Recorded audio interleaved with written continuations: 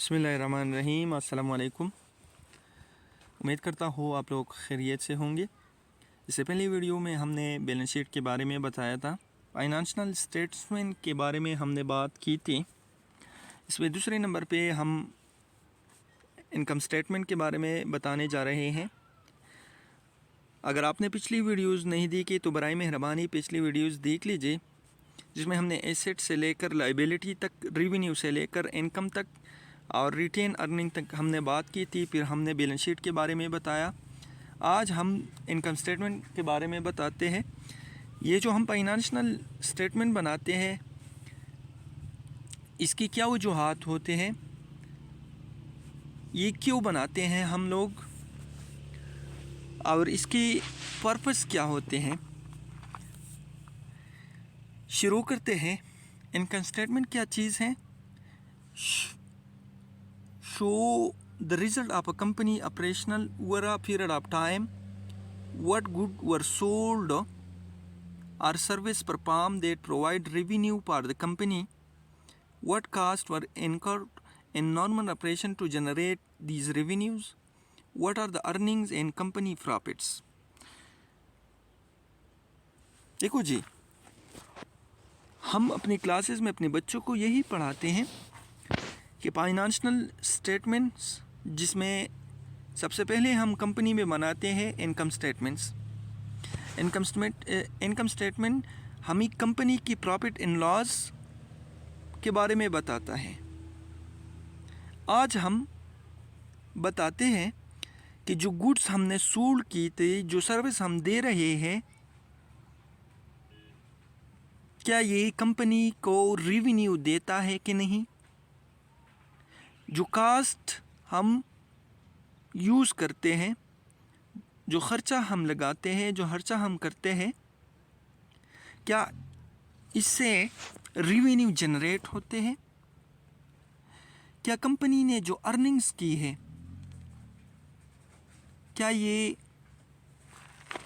हमारी लॉसेस को कवर कर लेंगे, क्या इससे हमें फ़ायदा होगा। एंड ये सारी बातें हम इनकम स्टेटमेंट से जान लेते हैं। इनकम स्टेटमेंट में 3 चीज़ें होते हैं। सबसे पहले रेवेन्यू, जिसमें मैंने ऑलरेडी आप लोगों के लिए बहुत ही खूबसूरत वीडियो बनाए हैं।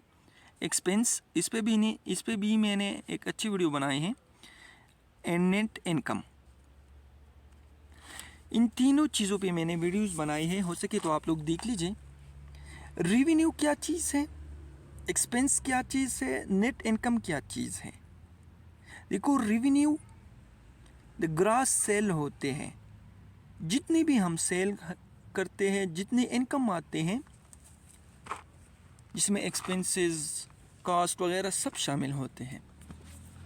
एक्सपेंसेस हमारे कास्ट होते हैं। नेट इनकम, जब हम अपनी रेवेन्यू से एक्सपेंसेस को माइनस करके, डिविडेंड को माइनस करके, इन सारी चीज़ों को माइनस करके, फिर हमारे पास रेवेन्यू बचते हैं, सारी नेट इनकम बचते हैं। टैक्सेस वगैरह अदा करने के बाद हमारे पास जो रकम आते हैं, उसको हम नेट इनकम कहते हैं। ये 3 चीज़ें बैलेंस इनकम स्टेटमेंट से पता चलते हैं। ये है इनकम स्टेटमेंट। देखो, इनकम स्टेटमेंट में भी ठीक बैलेंस शीट की तरह हम कंपनी के नेम, उस इनकम स्टेटमेंट के नेम, और यहाँ पे हम स्पेसिफिक डेट की, किस डेट के लिए बनाते हैं।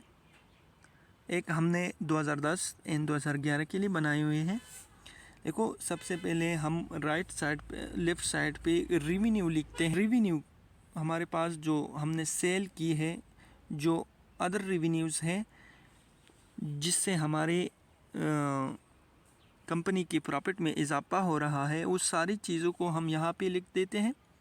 इसके बाद हम एक्सपेंसेस को लेस करते हैं, यानी कि माइनस करते हैं, और ये सारे को टोटल करके हम इससे जो टैक्सेस होते हैं, जो इंटरेस्ट होते हैं, उसको पे करके जो रकम आते हैं, उसको हम नेट इनकम कहते हैं। देख लीजिए, पहले हमने रेवेन्यू लिख दिया। रेवेन्यू में हमारे पास सेल्स एंड अदर रेवेन्यूज़ आते हैं। 100 रेवेन्यूज़ $100 रेवेन्यू हमने आज इसी साल 2011 में तकरीबन $100 की सेल कर दी। और जो अदर रेवेन्यूज़ हो उसको ऐड करके हमारे पास आते हैं $130। इसके बाद ये हमारे पास आ गया भाईजान सारे के सारे जो हमने रेवेन्यू जो सेल वगैरह से आए हैं, ये हमारे पास आ गया रेवेन्यू। अब हम इस 30 रुपीज़ से 100 या 30 से ना 130 से $130 से हम अपने एक्सपेंसेस को, हम अपने डिविडेंड्स को, हम अपने इनकम टैक्स को, हम अपने इंटरेस्ट को पे कर लेंगे। जो बाकी रकम बच जाएगी उसको हम अपनी प्रॉफिट समझ लेंगे। ठीक है जी।